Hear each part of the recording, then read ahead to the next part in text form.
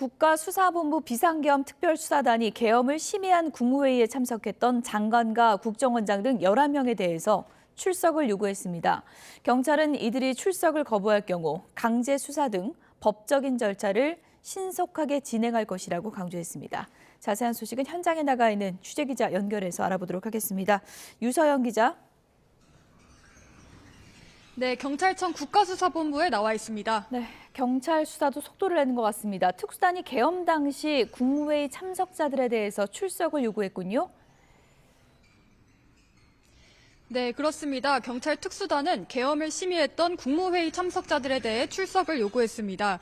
참석자는 이상민 행정안전부 장관 등 국무위원과 국정원장 등 모두 11명인데요. 특수단은 참석자 11명 가운데 1명에 대해서는 조사를 마쳤다고 설명했습니다.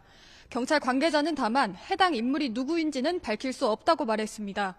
경찰은 또 1명을 제외한 나머지가 출석을 거부할 경우 강제 수사 등 법적 절차를 신속하게 진행할 것이라고 강조했습니다. 이에 더해 경찰은 조지호 경찰청장을 비롯한 경찰 수뇌부와 군내 계엄 핵심 관계자들을 추가로 출국 금지 조치하는 등 수사를 이어가고 있습니다. 대상은 조 청장과 김봉식 서울경찰청장, 목현태 국회 경비대장 등 경찰 지휘부와 이진우 전 수도방위사령관, 곽종근 전 특정사령관입니다. 동시에 자료 확보에도 속도를 내고 있습니다. 특수단은 어제 국방부는 물론 계엄 사태에 깊숙이 관여한 방첩사령부와 수도방위사령부, 특전사령부 등의 계엄 발령 관련 부대원 투입 현황도 제출하라고 공식 요청했습니다. 특히 사안의 엄중함을 고려해 신속하게 협조해달라고 당부하기도 했는데 협조가 빠르게 이루어질지 주목됩니다. 경찰이 박안수 전 계엄 사령관에게도 소환을 통보했다고요? 네, 경찰 특수단은 박안수 전 계엄 사령관에 대해서도 출석을 요구했습니다. 다만 아직 조사 일정은 조율하고 있다고 덧붙였는데요. 검찰이 김용현 전 국방부 장관에 대해 영장을 청구한 것을 두고는 별개로 수사를 이어가고 필요하면 메시지도 낼 것이라고 밝혔습니다. 경찰 특수단은 앞서 김 전 장관의 휴대전화 등을 압수했는데요. 휴대전화와 PC, 노트북에 대해서는 아직 포렌식 작업이 진행 중인 것으로 파악됐습니다.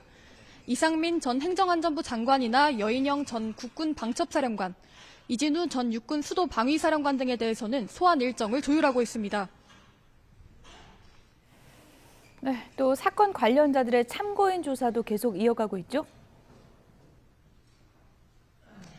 네, 경찰은 선관위와 군 관계자들에 대한 참고인 조사도 이어가고 있습니다.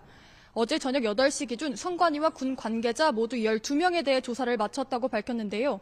경찰 관계자는 YTN과의 통화에서 참고인 대상자가 많은 만큼 오늘도 계속해서 조사를 이어갈 예정이라고 설명했습니다.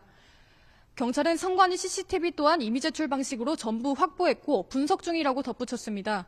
지난 3일 비상계엄 선포 이후 계엄군이 선관위에 투입된 경위를 파악하기 위한 것으로 풀이됩니다. 지금까지 경찰청 국가수사본부에서 YTN 유서연입니다.